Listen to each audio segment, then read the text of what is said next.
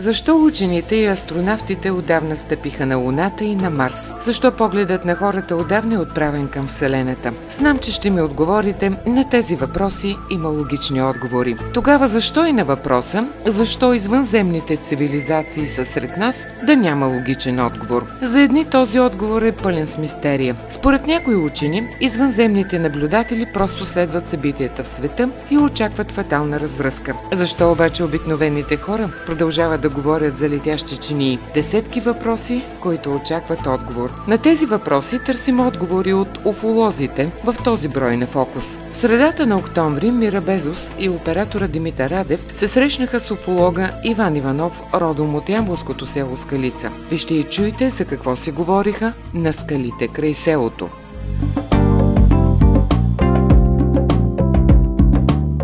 Господин Иванов, с какво феноменът скалите в село Скалица се свързва с извънземен разум? Не знам дали може да бъде свързан с извънземен разум, но определено има феномен и той е видимо забележим. Най-вече с скалите, които са за високо кръвоналягане, когато човек застане там за 10 минути, веднага може да усети разликата преди и след това. Особено ако това се прави с подлекарско наблюдение и с апарат. Всъщност откъде идва това? Вие в предварителния разговор ми разказахте, че според Клифърд Стоун тези скали тук по някакъв начин са свързани с извънземните. Той каза, че някой ги е донесъл тук и ги е подредил по определен ред. И може би тази наредба, от друга страна допущам, че скалите съдържат определени елементи, които в определена конфигурация, както са наредени като разположение.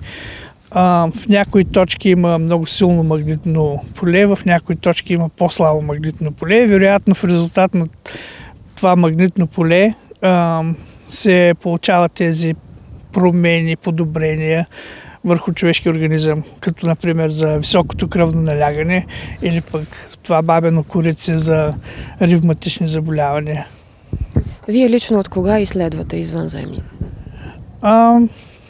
Може би 1985, може би от 1987 година. Да. И доколкото знае, вие сте един от първите основатели или съоснователи на Асоциацията на българските уфолози. Да, тогава аз открих, че има и други хора, които се интересуват от тези неща. Всъщност имаше конференция в Националната астрономическа обсерватория в град Ямбол и там се говореше за... имаше различни доклади и теми и моето участие беше древните култури и тяхната връзка с космоса. И от тази конференция, т.е. точно така от тази конференция се запознах с хора от Стара Загора, които също се занимаваха с подобни неща.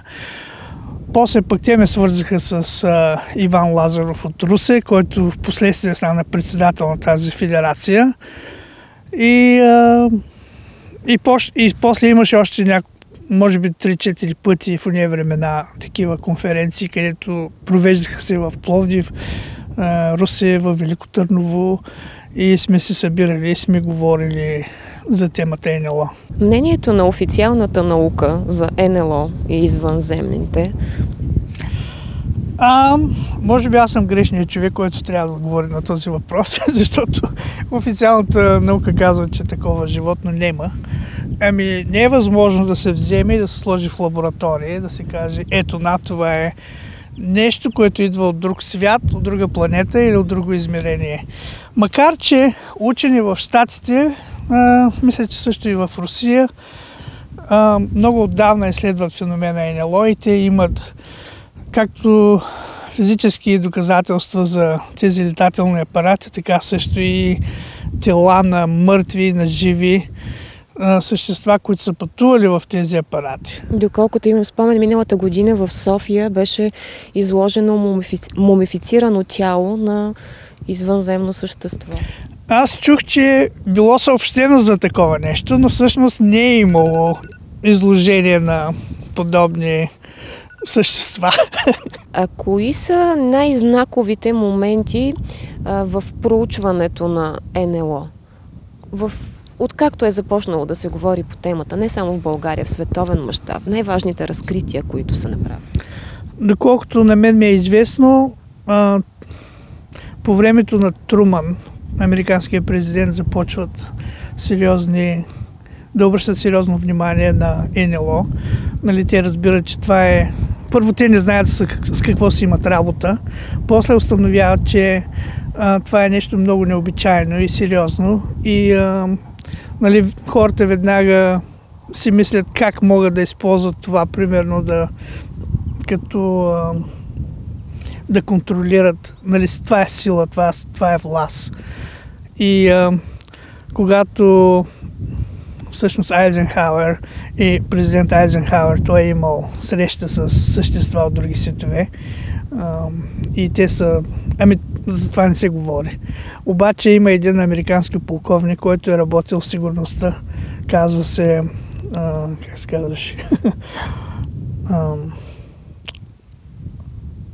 Не мога да сета в момента. Той разказва в книгата си, че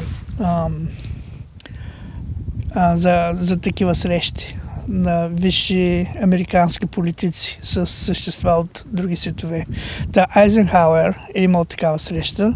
Той буквално бил в Лос-Анджелес по това време на някаква среща и изчезва. Нали, охраната не може да го открие и е липсвал почти 2 или 3 дни, след което се е появил на съвсем на съвсем друго място, на около 200-300 мили от там, където е изчезнал. Айзенхауер е казал, че е трябвало спешно да отиде на зъболекар, но всъщност той е имал среща с такива представители от други светове. Военните се възползват най-вече. Те влагат милиони долари за изследване. Имат много черни бюджети, които частни лаборатории, които изследват този феномен. И най-вече за военни цели. Това е основно в големите сили. САЩ и Русия. В България как стоят неща? Няма официална информация за България. В България всъщност хората въобще не се интересуват от НЛО. По-важен въпрос е какво ще сложат на трапезата за вечеря, предполагам. И НЛО е малко далечно като понятие, но има хора, които се интересуват. България предпочитано място ли е всъщност за посетителите? Имаме ли посещение тук? Сигурно ще ви изненадам, ако кажа, че да, и то съвсем наблизо. Ей там. Това беше... Всъщност, може би това беше причината, за да организираме тук в селото към Младежкия дом един клуб, който се занимаваше с такива наблюдения, проучвания. Едно момче, аз мога да му кажа името вече, Динко, и неговата къща, тази къща там с бял, нали, тя се пада на ъгъл. Това е къщата, последната къща. Той живееше там, сега живее в София, но той твърдеше, че се е срещал с представители, с извънземните. Говорим за близка среща от третия вид. Именно, да. Да, после ще искам да поговорим обаче, защото вече има от четвърти, от пети вид, да разграничим какво всъщност е от първи, втори, трети, четвърти. И той се, по неговите думи, той твърдеше, че се е срещал, как ставало, подробно описваше всичко. Някои неща от тези срещи липсваха като че ли от спомените му. И ние надлежно се записваме всичко, което той казваше. И преди 2 години, когато разговарях с Клифърд Стоун, говорихме си за това как те идват в нашия свят, каква енергия използват, как се придвижват в пространството и във времето. И стана въпрос за самите летателни апарати. И той каза, понякога тези апарати могат да бъдат огромни, да речеме 500 метра. Понякога могат да бъдат много малки, да речем 2-3 метра в диаметър. И този Динко Димов, той каза, че това, което идвало до тях, е било с размерите около 3 метра като диаметър и височина около метър и половина. И той каза, че е влизал вътре и те са го поканили, не? И той е влязал и каза, когато влязох вътре, сякаш влязох в много по-огромно пространство. Тогава аз не разбирах и не намирах никакъв смисъл в това обяснение. Обаче, когато си говорихме с Клифърд Стоун, той каза същото нещо и аз казах, чакай малко. Дали разбирам съвсем правилно за какво говориш? Защото аз чух подобно нещо от едно дете, нали, в България преди много години. И той каза, да, това е изкривяване на пространството. Дори той е влизал в такъв апарат, който изглежда малък, а като влезе вътре, всъщност съвсем не е малък. Проблем да преодоляват пространствено-времевия континуум, но по спомените на това момче, той какво разказва, защото в масовите представи е това, което всички си мислим, едни зелени човечета. Какви са? Зелени ли са, сиви ли са? Как изглеждат? Аз лично не съм ги виждал. Всъщност видях в Розуел, нали, но той е макет. И хуманоиди ли са изобщо? Клифърд Стоун каза, че някъде преди да се пенсионира, тогава до този момент са били регистрирали 57 различни вида. Значи те не са само зелени, има и сиви. Сивите, най-често хората са срещали сиви с такива размери, около 1,20 м, с слаби ръчички и кръчка. Нали, не може да се определи какъв пол са, но имало и същества, които са с зелена кожа, като гущер, той така ги нарече. Имало е същества, които досуж приличат на нас, хората. Значи все пак има хуманоиди. Те и другите също са нещо като хуманоиди. Това, че не прилича, т.е. че няма структурата като на човека, не означава, че той е по-слабо интелигентно от едно човешко същество. Не, говоря за външния вид. Да, имало и същества, които досуж са като нас, хората. Клифърд Стоун веднъж в разговор спомена, че например, ние сме в ресторант, обядваме или вечеряме и на съседната маса твърде вероятно е да има същества, които да не са, нали, от нашата планета и ние не можем да ги различим, защото просто не можем да ги различим. Така наречените рептили ли са, за които много се говори? Не мога да ви кажа дали са били рептили или не, но той каза, че ние просто не можем не сме в състояние да кажем, че тези хора там са извънземни, защото те се държат, по нищо не показват, че са по-различни от нас. Тоест те са сред нас? Да. Той дори каза, че като цитирам толкова често, нали, името му, правя го, защото аз му се доверявам, защото всичко това до този момент, което ми е споделил, някои от нещата съм ги проверил и от други източници. Имам основание да му вярвам, че това, което казва, е истина. При условие, че той е участвал също в Белия дом в една пресконференция, в прес-клуба, той казва: аз съм готов в този момент да се закълна пред Конгреса и заставам за думите си и твърдя, че така. Вие поканихте Клифърд Стоун да участва в международната конференция, която организирате в събота и неделя в Ямбол. Защо той няма да дойде? И ще се включи по скайп.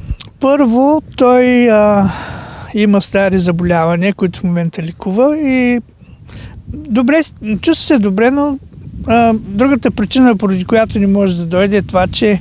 По-важната си. Да, той има забрана да напуща щатите с цел опазване на тази тайна, за която всички говорят вече, което не е тайна. Но нещата, които той знае, са от значение за националната сигурност на щатите и по тази причина той не може да напуща щатите, освен с специално разрешение на определени служби.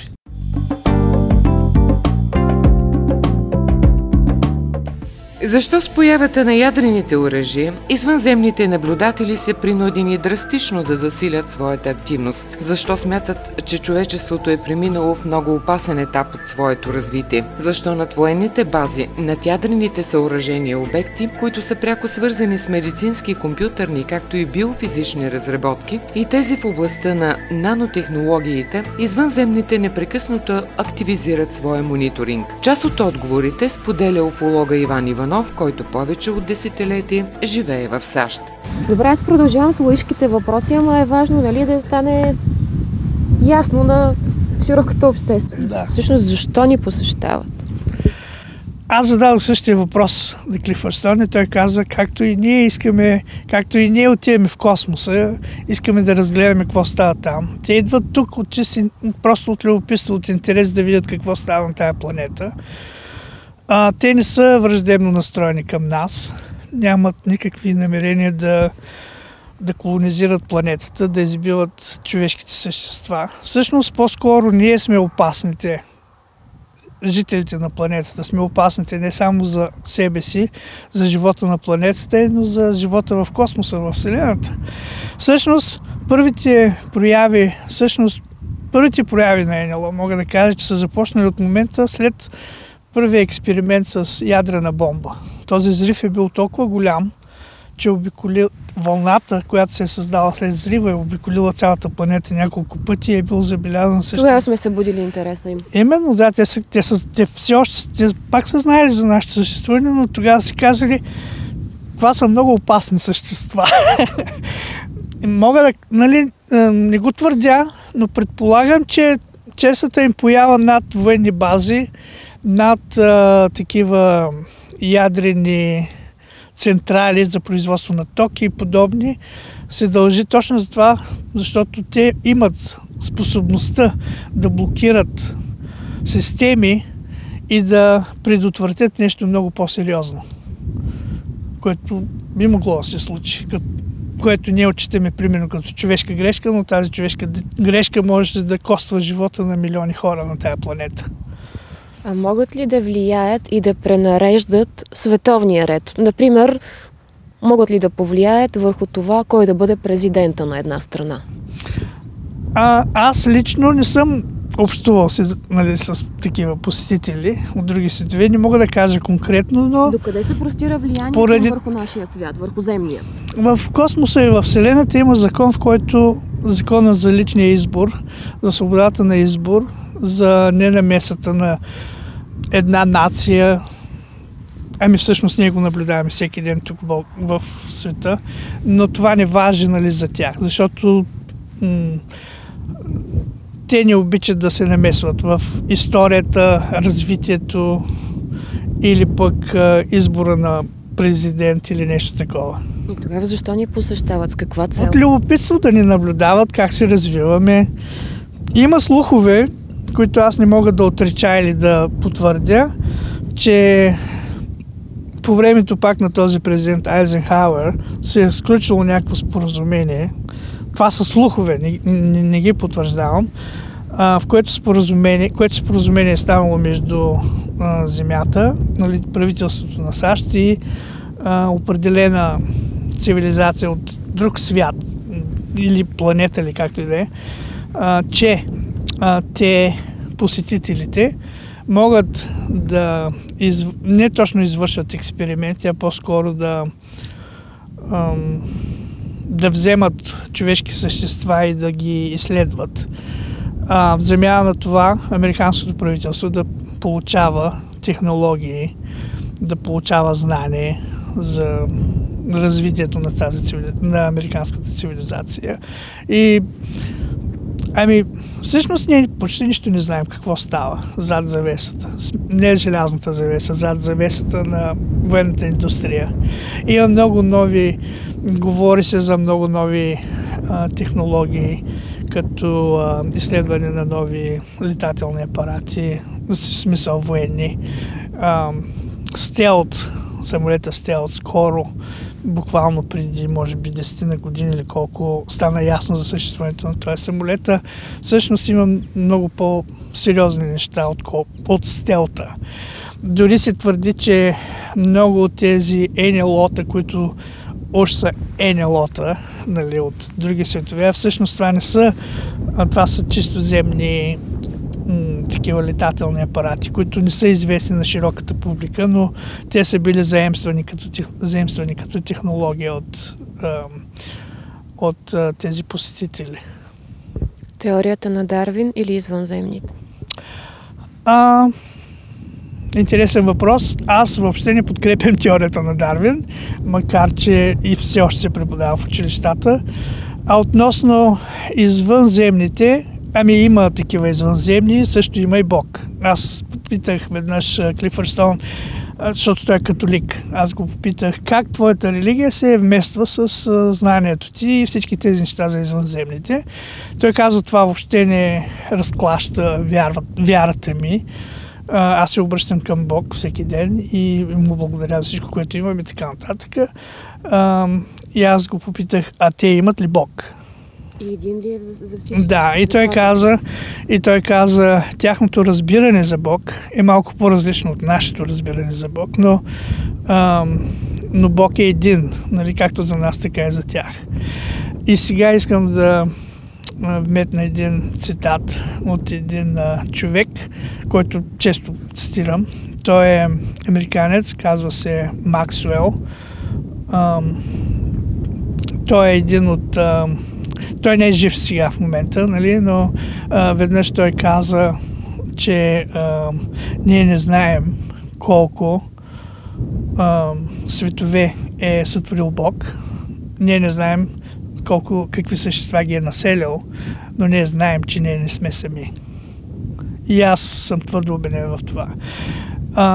Също така съм убеден, че когато стане това пълно разкритие или този, въобще ако някога стане този контакт, нали, планетарен с този разум, вероятно ще настъпят много обърквания, най-вече в религиозните среди, които всяка религиозна деноминация си има собствени канони и разбирания за Бог и когато те дойдат, вероятно ще бъдат оприличени като демони или пък ангели или не знам какво, но те не са нито демони, нито ангели. Между другото съществуват и нали, има и други светове, които също са изпълнени с разум, с живот. И тези светове, доктор Стивън Гриер, който е основател на Сети, нарича селестиални същества. Всъщност там са тези ангели, за които се говори в религиозните лидери, говорят и в Библията и въобще.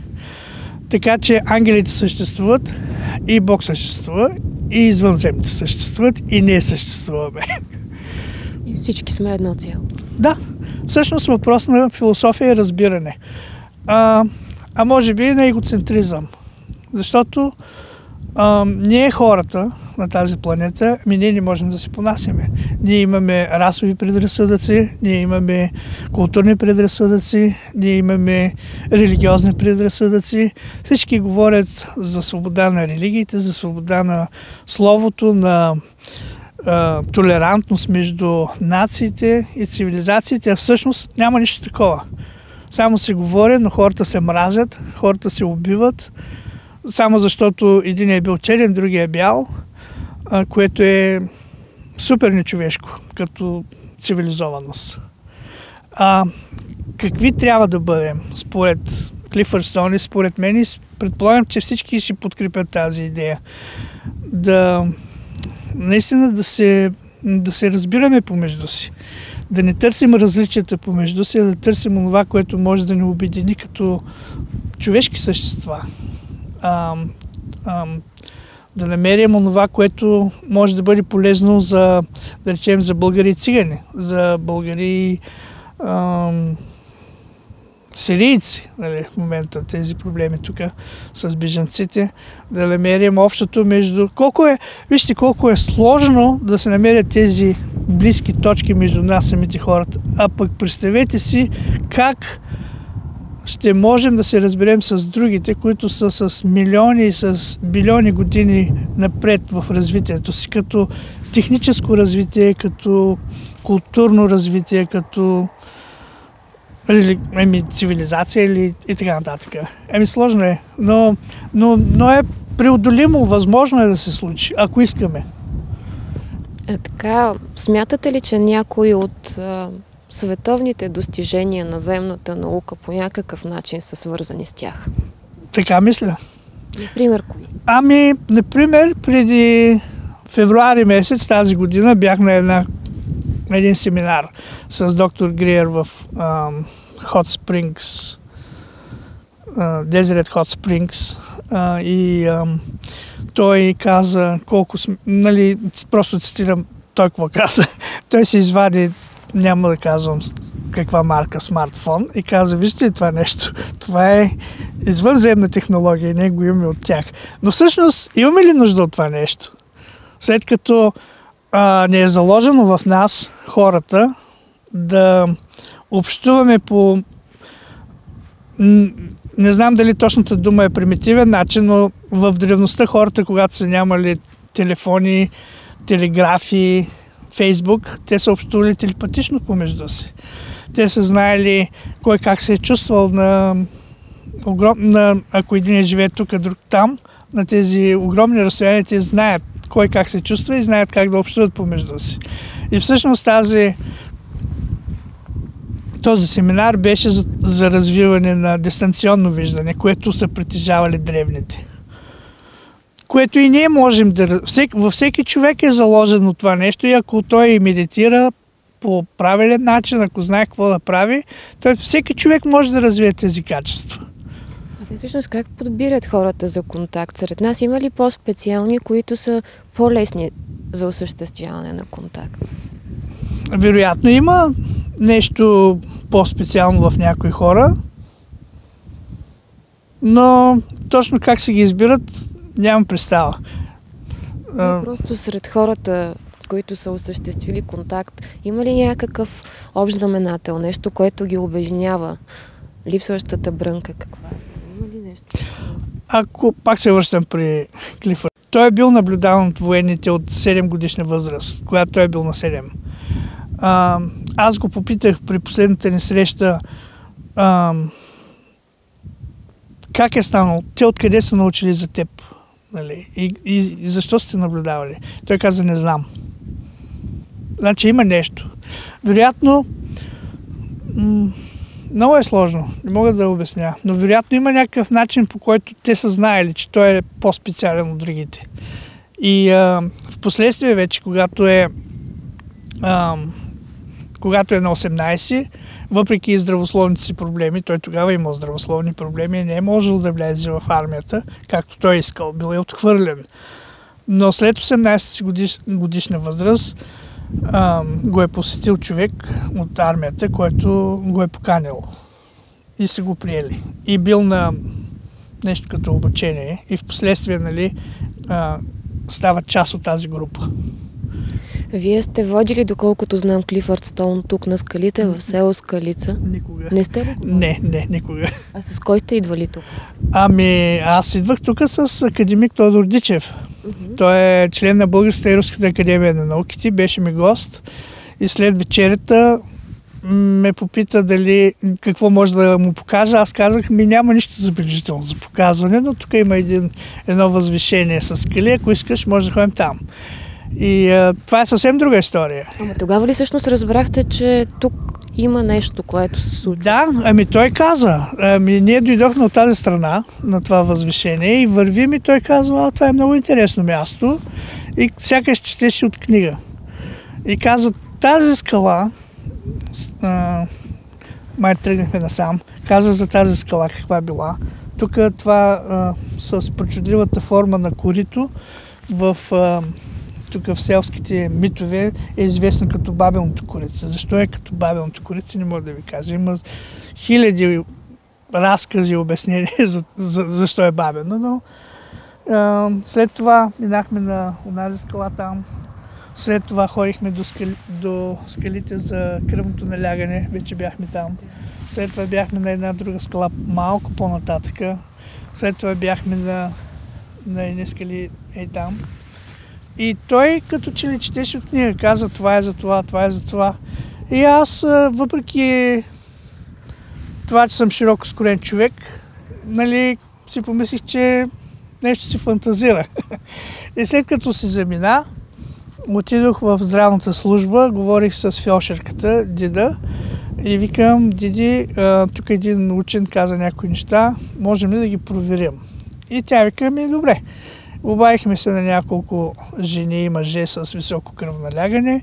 Дойдохме тук, тя дойде с апарат, мери кръвното, викам: айде сега, те могат и да седнат. Ако не са добре с краката, могат да седнат между скалите.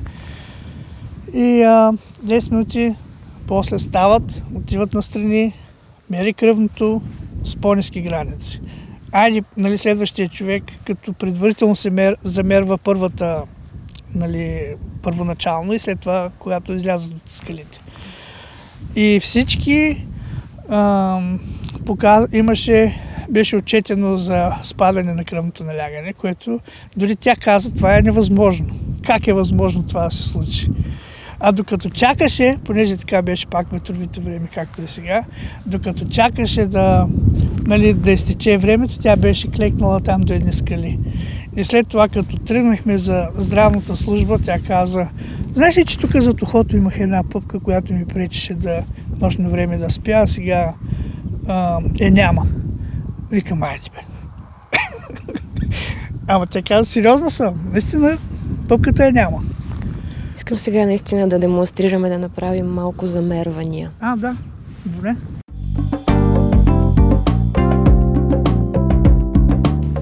Ако се вярва на легендата, тези скали са в резултат на вулкан, който преди незнайни години е избухнал там, където сега са манастирските възвишения. Друго предание казва, че на това място, между земята и небето, е имало врата. Единият мегалит се нарича Бабино корице. Ако човек полежи в него, то му минават всякакви кръстни болки. Помага при дископатии, ставни и ревматични болки. До Бабиното корице е столът. Той помага на жени, които имат проблем с зачеването. Вярва се, че скалата дава сила и плодовитост на младите жени. Между тези две скални образования се намира мястото за хипертониците, където могат да си понижат кръвното налягане. Откритието се дължи на академик Тодор Дичев, член на Българската академия на науките и на Руската академия на науките. На това място трябва да се ходи 2 часа след изгрев слънце и 2 часа преди залез. Не е желателно хората с ниско кръвно да се подлагат на въздействието на тази скала. Скалите само свалят кръвното, предупреждават жителите на Скалица. В следващите минути ще наблюдавате демонстрацията на действието на скалите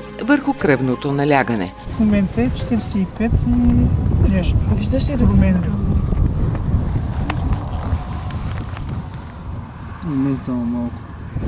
Осветля. Никой трябва да го завъртим леко към тебе, да се вижда по-добре, защото така се знае. Така е. Смята се, че това е нормалното магнитно поле. Около 40-30 някъде там, да? Да. Ако се качите на Зайчи връх, край Кабиле, аз съм мерил и там. Юлия ме помоли. Каза: можеш ли да видиш какво е там? Там дори е 35.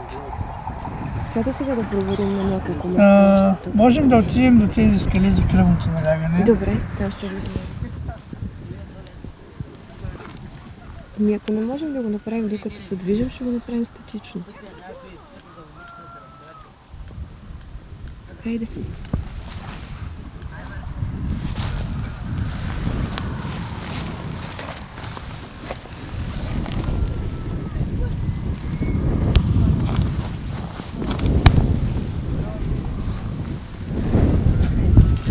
Тук почна малко да се качва и се изселим.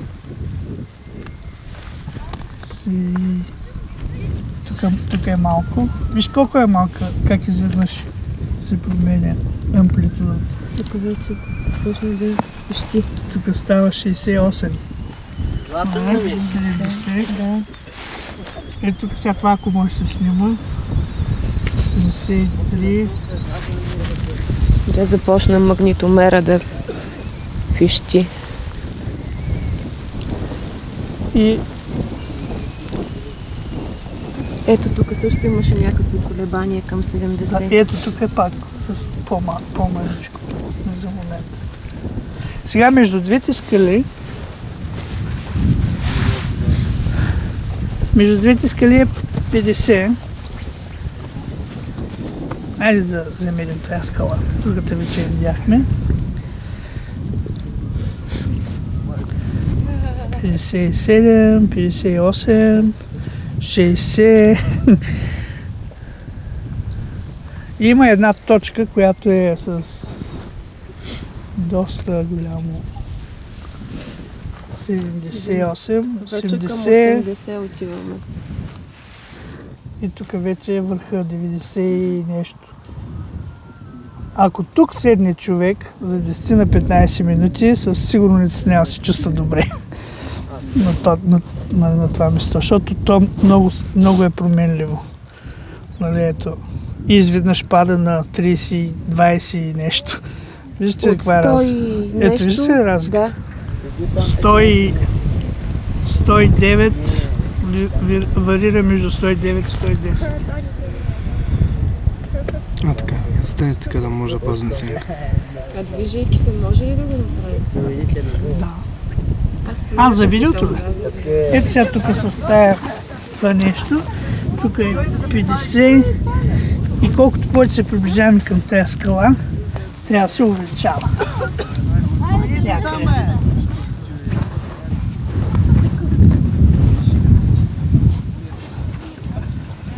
Всъщност не се увеличава сега. Ето. Аз знам, че се увеличава. 70. Между 68 и 74-5. Такова. Но тази скала тук, например, е с много по-силен магнит. Тук е 57. Тук трябва да стигне до 200 и нещо. 90, 100. Опс, тук е по-малко. Тук е 150 и насам. 150,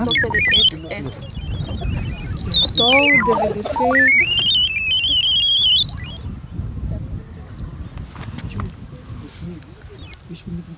И тук изведнъж 22. Опс, тук става 120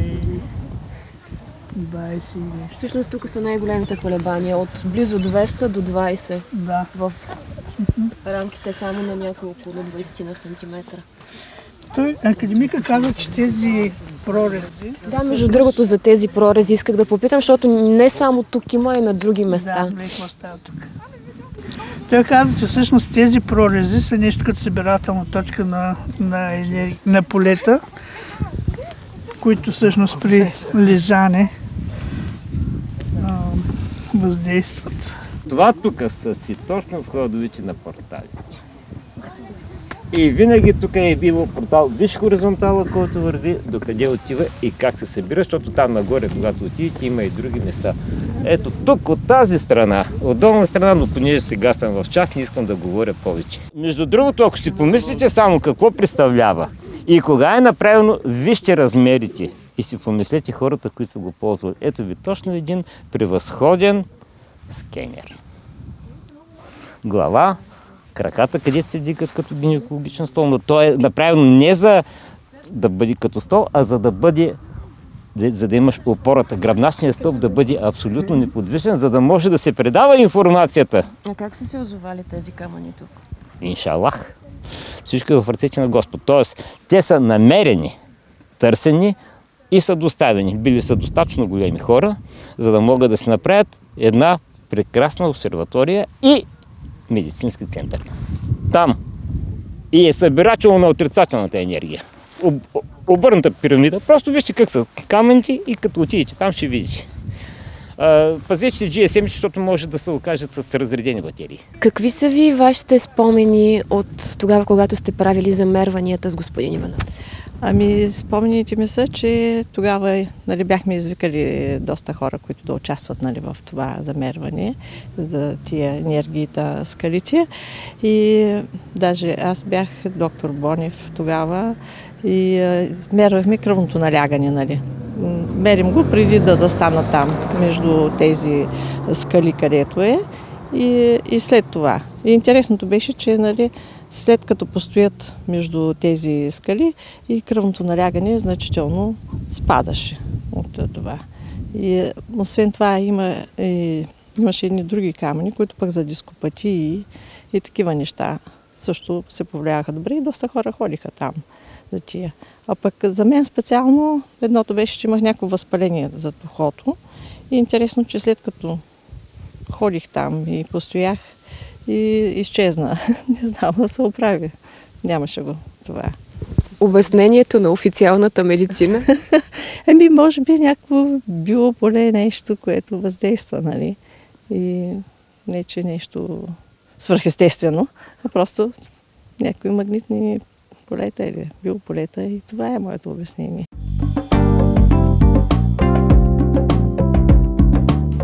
Два дни след този разговор Ямбол беше домакин на втората международна конференция по уфология. Това се случи 26 години след първата национална среща науката за извънземните цивилизации в Ямболската обсерватория и планетариум. Домакинството на Ямболската астрономическа обсерватория и планетариум на подобен тип конференция с такава тематика не е случайно. Връщайки се назад във времето, искам да ви кажа, че Ямбол беше домакин през 1991 година на първата в страната конференция, която беше с подобна тема науката за извънземните цивилизации.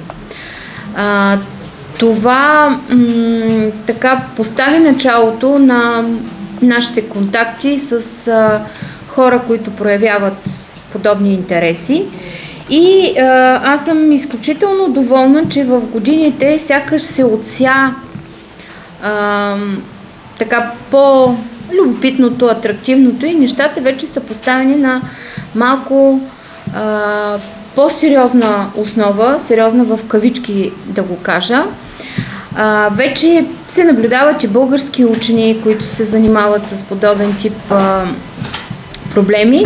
А нещо повече, програмата за търсене на интелигентен извънземен разум, SETI, е с една десетилетия история. Още от 1960 година е поставено началото на подобни търсения. Повече от 10 милиарда е бюджета на НАСА, който е определен, само че не се използва целия за подобен тип търсения. Но пък радващото е, че след като бяха приведени в един спящ режим, една много голяма система от радиотелескопи, Алена се казва, поради липса на финансиране, 2012 година се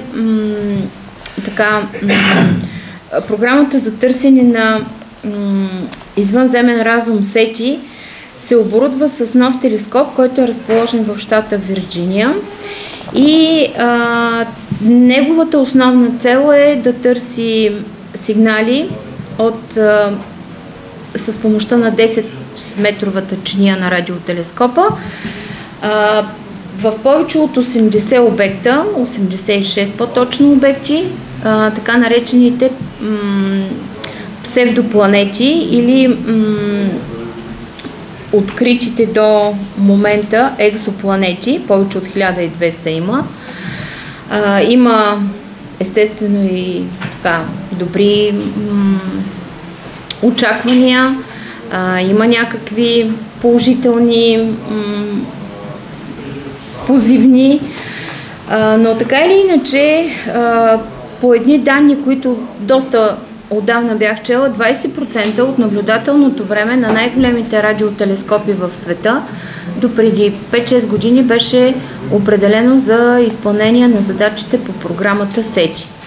Всичко това, което ви казах до момента, идва точно за това да подчертае, че и специалистите, които се занимават с изследване на космическото пространство и на различни елементи в него, отделят внимание, проявяват интереси към подобен тип тематика.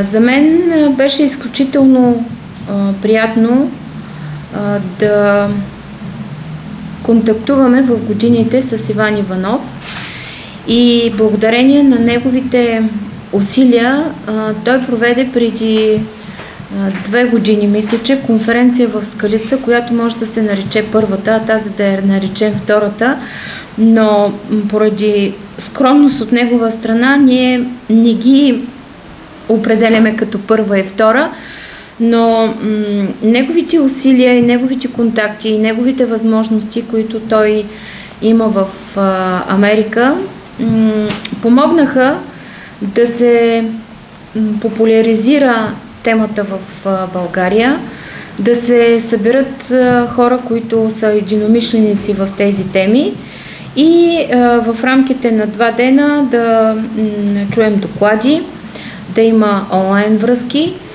с специалисти в Съединените американски щати и по този начин просто по въпросите, които вълнуват определена част от нашето общество, да говорим, да коментираме и мисля, че това ще бъде така полезно.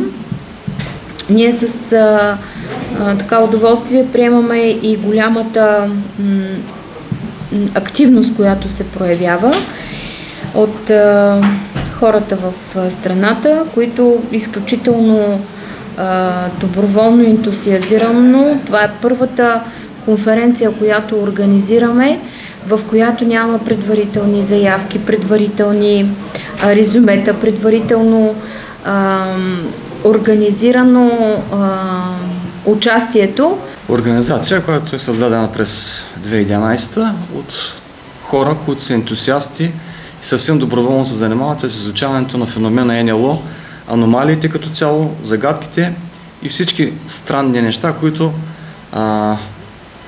с които науката, за съжаление, официалната наука поне не се занимава и не ги оповестява.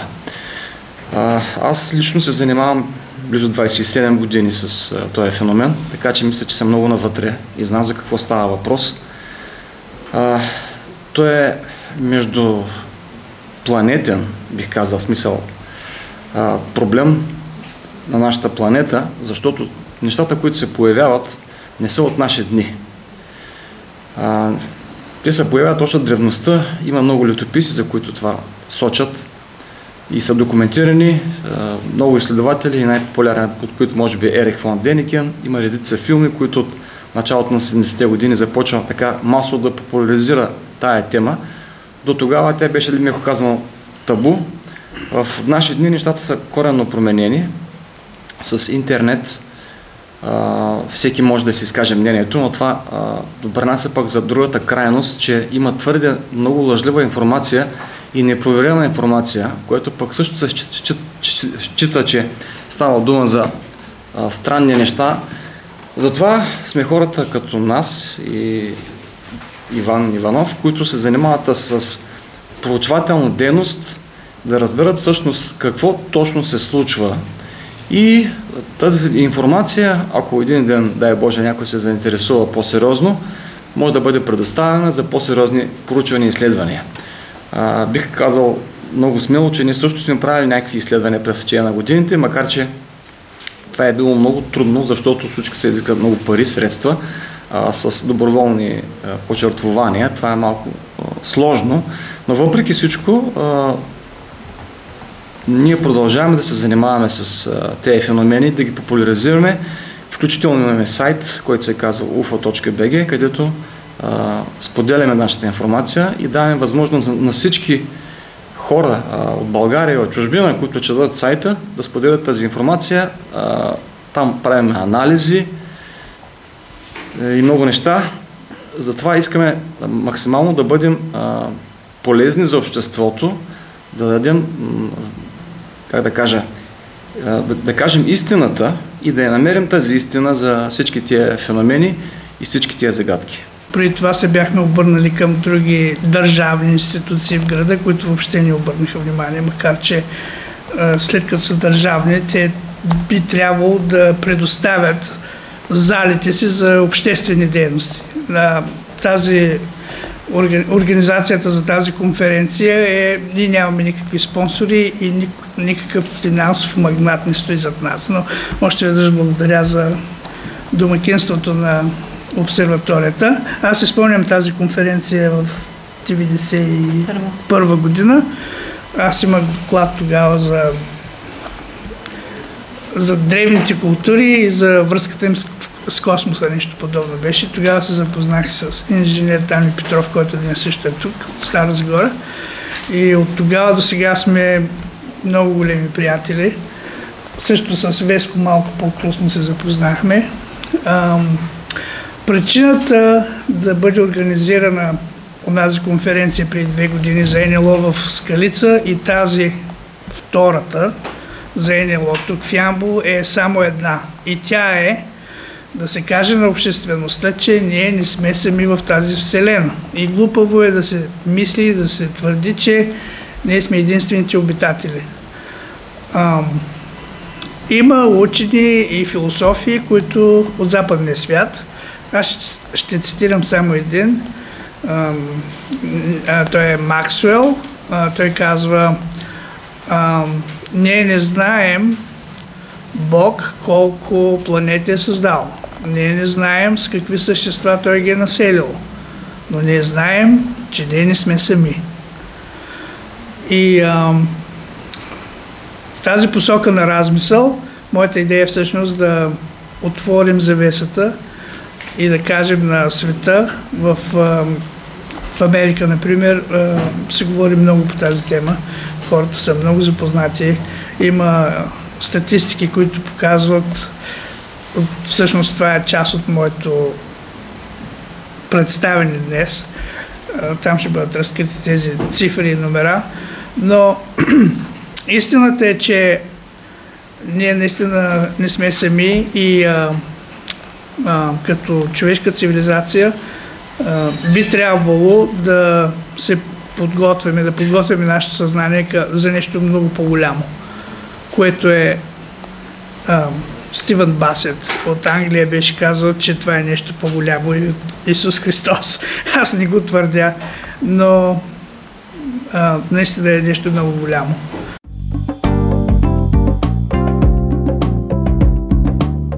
След края на конференцията Иван Иванов обяви, че това е последният форум, който организира, защото няма подкрепата на институциите в страната. И го разбираме. Но въпросите и догадките остават. Това беше. Гледайте повторенията на предаването на 5 ноември събота от 11 часа и на 8 ноември от 10 часа по телевизия Диана. Този брой на Фокус можете да видите и на страницата на телевизията www.dk-tv.com. С това се разделяме до следващата сряда.